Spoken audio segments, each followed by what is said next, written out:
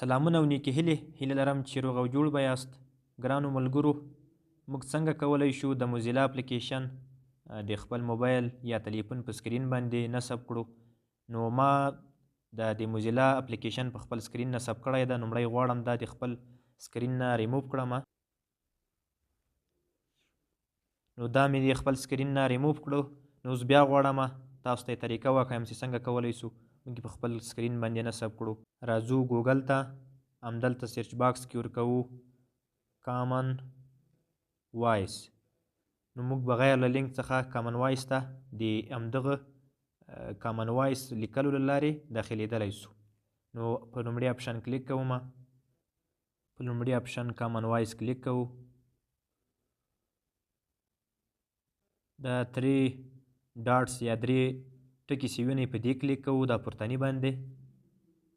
نو همدلته د لاندې لیکل سوي دي اډ ټو هوم سکرین.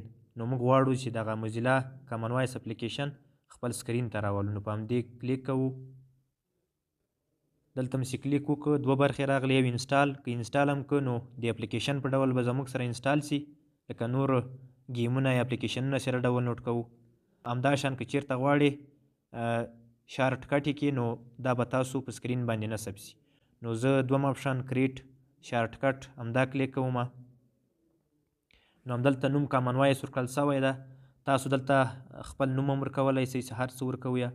نو دلته کامن وایس ته چې هر څه ورته لیکئ. نو همدلته په اډ اپشن باندې کلیک کوم. بیا اډ باندې کلیک کوم. نو زه اوس ګورم د موزیلا اپلیکیشن به په سکرین باندې نصب سوی وي. همدغه ده، بیرته پخوانی ځای ته راغی، په سکرین باندې موزیلا اپلیکیشن نصب سو. نو زه اوس راځم څومره په اساني کولی سم بغیر له لینک نه زه کولی سم په وغږیږئ او اورئ برخه کې کار وکړم. زه راځم په همدغه شارټ کټ باندې کلیک کوم.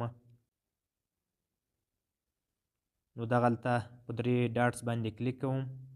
نو پاس وغږیږئ برخه ده، د لاندې واورئ برخه ده. زه غواړم د واورئ برخه وټاکم. په دې کلیک کوم. نو لوستل تایید کړئ، په همدغه اپشن کلیک کوو. نو موږ واورئ برخې ته مستقیما راغلو.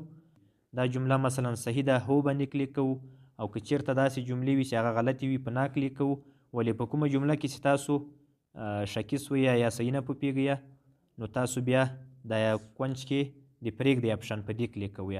او کومې جملې چې سپکاوي جملې وي یا مشکل لري یا د نورو ژبو لهجې وي، نو په راپور کلیک کوئ. په دې کې بیا نورې برخې دي، د سپکاوي وینا چې وي په همدغه دلته کلیک کوئ، ټیک مارک کوئ، راپور باندې کلیک کوئ.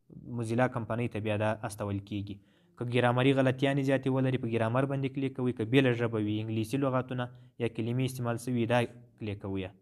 نو دا ډېره لنډه طریقه. نو تاسو مخکې به د لینکو له لارې د وغږیږئ برخې لینک له لارې ځان ته داخلېدئ، د واورئ برخې لینک له لارې ځان ته داخلېدئ. نو اوس ما تاسو ته شارټ کټ جوړ کړ په سکرین باندې.